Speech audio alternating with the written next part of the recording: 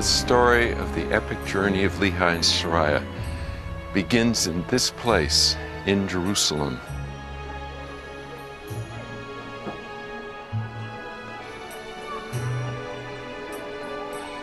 The time of Lehi, the original city of Jerusalem, which was just one hill surrounded by a wall that David and Solomon built. It's a city Lehi could have walked the streets and seen lots of people that he knew every day. They had the temple as the focal point where they could go and offer sacrifices and join in prayers. This pool was here in the days of Lehi and Sariah. It was an essential source of water into the city.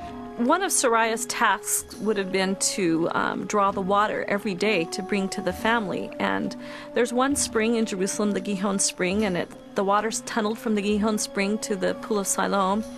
He and Sariah would have known this place. They'd have visited it. It might have also been a place where she would have encountered people talking about the things her husband was doing and saying. Lehi's family was a prosperous family in several ways. They had flocks and herds. They had a home in Jerusalem. They had what they call the land of their inheritance, designated land that was theirs.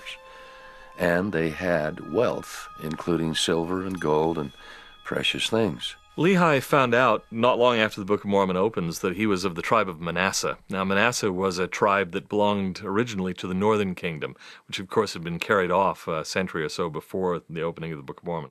So it seems that Lehi and his family are to a certain extent outsiders, and that Laban was probably a kinsman of Lehi. That's why he had the records, specifically the records of Joseph. They were children of Joseph, and the Josephite record that was being kept on the brass plates was in the possession of Laban. Having them would, of course, be a great status symbol as the leader of the clan or something like that. He is able to command 50 soldiers within the walls of the city of Jerusalem, which means that he is a military officer and a very high-ranking official.